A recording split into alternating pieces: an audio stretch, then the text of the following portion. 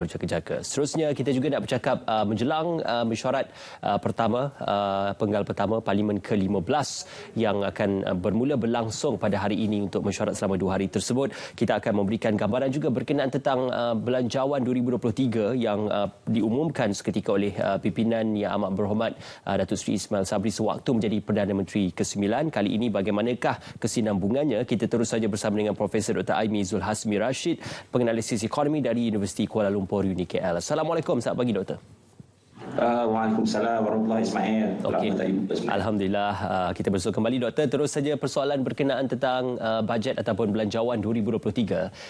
Doktor, berkenaan tentang belanjawan ini, kita sedia maklum untuk sesi Parlimen dan juga sesi Dewan Rakyat, khususnya pembentukan kerajaan yang baru ini, bajet 2023 sama ada akan dipinda, revise, dilihat ataupun diperbaharui.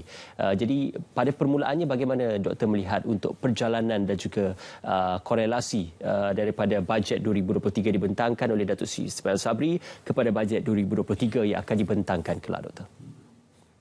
Baik, bajet yang dibentangkan dahulu oleh Perdana Menteri ke-9 Datuk Sabri merupakan bajet yang besar yang dalam sejarah negara, iaitu sebanyak 372 bilion ringgit. Dan di dalam bajet itu, antara peruntukan yang menarik fokus kita adalah berapakah jumlah yang diperuntukkan untuk subsidi. Dan kita tahu pada tahun ini 2022 sebanyak 80 bilion telah dibelanjakan untuk subsidi. Keseluruhan tahun untuk 2023 dari bajet yang dahulu adalah sebanyak 55 bilion. Jadi persoalannya di sini dari segi bajet untuk mengawal kos sara hidup yang merupakan satu fokus utama pimpinan baru Yang Amat Berhormat Perdana Menteri, ada mencukupi Ismail. Adakah plan subsidi yang bersasar yang mungkin dalam kerajaan dahulu, walaupun kita dah belanja 80 bilion, tapi untuk tahun ini mereka hanya memberi belanjawan hanya 55 bilion. Adakah itu mencukupi ataupun adakah itu mereka sendiri mempunyai plan, pimpinan yang dulu mempunyai plan subsidi bersasar ataupun menunjukkan pada harga minyak mentah yang turun. Tapi dari segi itu kita nak tahulah apakah apa yang dilihat oleh Yang Amat Perdana Menteri Datuk Seri Anwar Ibrahim dari segi subsidi bersasar, kerana pada hemat kita antara benda pertama yang dia tubuhkan adalah Majlis Tindakan Sara Hidup Negara ataupun NAKOL. Jadi beliau memberikan fokus dari segi aspek perbelanjaan negara ke arah itu. Okey. Doktor, berkenaan juga tentang beberapa majlis yang diwujudkan untuk menemani dan juga melengkapkan perihal Belanjawan 2023.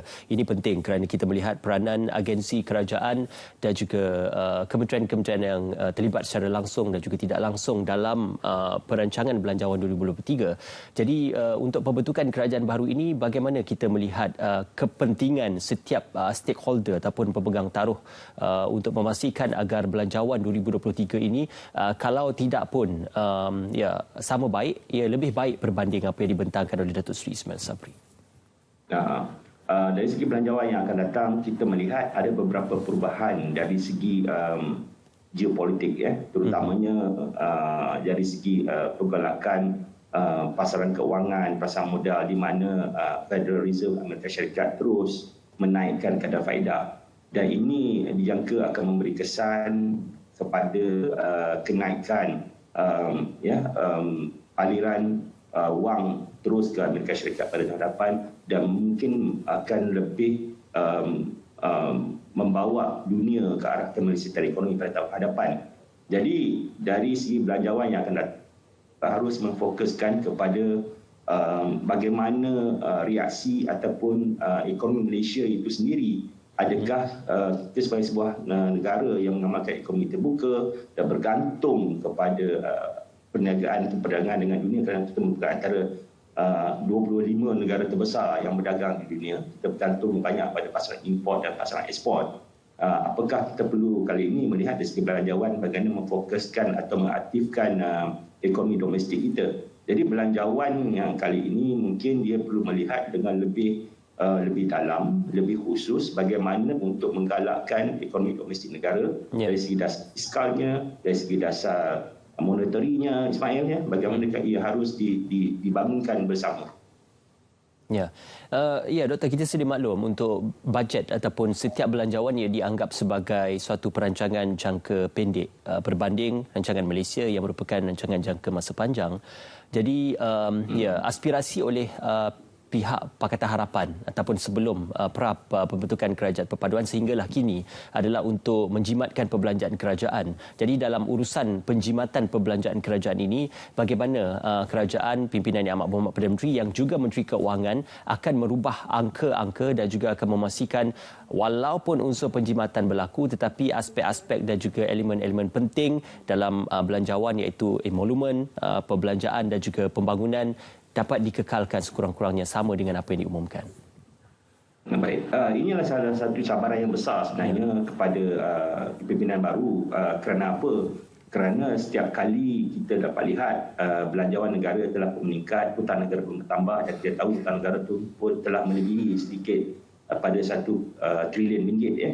Dan bagaimanakah kepimpinan baru cuba mengadakan dasar fiskal dengan lebih berhemat, dengan lebih tepat dan subsidi pun bersasar, cuba menurunkan perbelanjaan dan di samping itu tidak hanya membangunkan ekonomi dengan hanya secara membawa dengan perbelanjaan kerajaan, ya, macam saya katakan dasar fiskal, tetapi juga bagaimana ia harus menarik pelabur-pelabur, ya, asing maupun tempatan untuk melabur dan membangunkan ekonomi tanpa terlalu bergantung kepada kerajaan, ya, untuk berbelanja.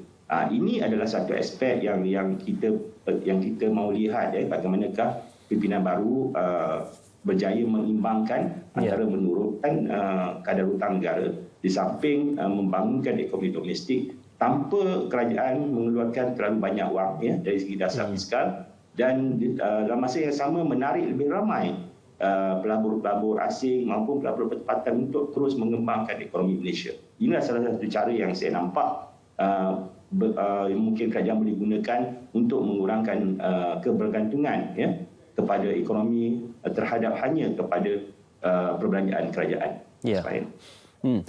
Doktor, sebelum ini Pilihan Raya Umum ke-15 pernah dikritik berkenaan tentang perbelanjaan lebih kurang 90 bilion untuk perbelanjaan pembangunan, dianggap oleh pimpinan Pakatan Harapan pada ketika itu sebagai satu bentuk perbelanjaan yang hanya akan menguntungkan mereka yang sudah pun sedia kaya dan juga berada dalam kroni kekayaan tersebut. Jadi berkenaan perihal isu perbelanjaan pembangunan yang 2 kali ganda berbanding belanjawan 2022, apakah berasional untuk kita masih lagi mengekalkan jumlah yang tinggi untuk perbelanjaan pembangunan dan apa mungkin antara projek-projek yang difokuskan oleh kerajaan dalam perbelanjaan pembangunan ini? Okey, perbelanjaan bangunan ini sebenarnya kita memang perlu kerana ia menjadi satu enjin ataupun penjana kepada ekonomi domestik kita sendiri. Bila berlakunya projek-projek mega, projek-projek dalam belanjawan ini, maka ekonomi itu dia seperti rantaian domino, ya, dia berangkai dan ia membantu selain pada sektor pembinaan, ia turut membantu dari segi menurunkan kadar pengangguran, menambahkan sektor-sektor ekonomi lain seperti makanan, minuman dan sebagainya.